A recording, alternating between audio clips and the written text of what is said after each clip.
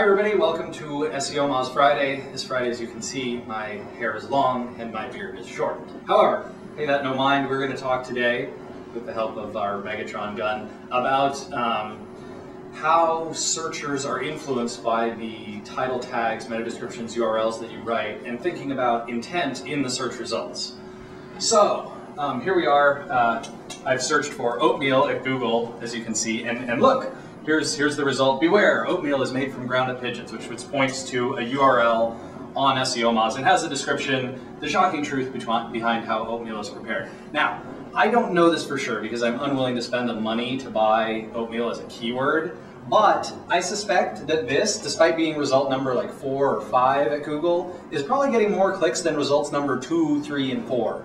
And the reason is that it's so fascinatingly different from the rest of the results, and it has some, cachet with the searcher. I would guess that it's probably not a great example of how you can take advantage of intent or how you might want to do it for your commercial business, but it's certainly an example of how you can use a better title and meta description to get more people to a website. So try this search, you'll laugh.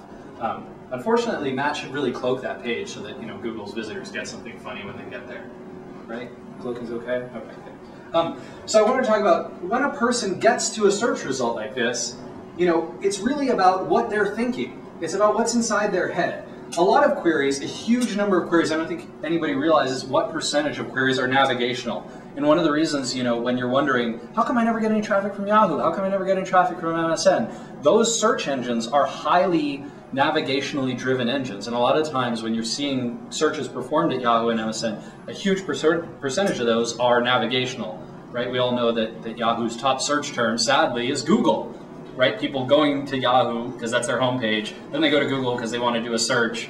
Okay, well, it counts as a search at Yahoo, but really their intent is, a little bit different. Some queries are informational, and some are commercial, right? Have some sort of commercial action. So in an informational search, what you're looking for is, I want to do a bit of research, I want to find out more about a topic, maybe I'm traveling somewhere and I want to know more about the location, maybe I want to find out how I can, I'm looking for the top stolen cars in the country to make sure I don't buy the wrong one. And then a commercial action would be more like, I want to find a web designer, or I'm looking to get a new job, or I'm looking to do any kind of action. It doesn't necessarily have to be a purchase. It could be, any type of engagement where you are conducting an action online, and that could be as simple as filling out a form, or signing up with an email address, or making a purchase, or even starting the purchase decision string. So inside here, here's our guy, and what are the things that he's thinking about? Well, when he's looking at the search results, he's really thinking about the keywords that he's searched for, right? So if he searched for oatmeal, having oatmeal in there, bolded in the search results, really does help. He's searching for other keywords that go along with that, keywords he may not even realize. He might not, for example, realize, oh, what I really wanted was recipes. I didn't even search for recipes. I should have searched for recipes, but there, I see oatmeal recipes. That's what I wanted. That's what I'm going after. And then the relationship to his intent. So if it says, buy and download an oatmeal recipe book, versus his intent is just to get a free recipe, and so, allrecipes.com has free oatmeal recipes, maybe that's more along the lines of what this guy is looking for. Okay, so there's only 3 areas he gets to look at, right? There's the title, the blue text that's underlined, there's the meta description, and there's the URL. This is all the information that gets provided in the search results. And so that's the room you have to work with. Think of this like an advertisement, like any other. It is trying to attract visibility, trying to attract a click.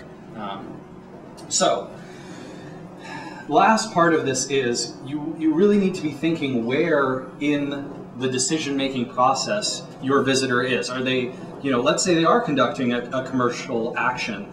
Are they researching it, right? Do they want to find out the lowest prices, all the people who provide it, someone in their area? Are they at a decision-making phase like, okay, I know I want to buy this, now let me just see who has the lowest price?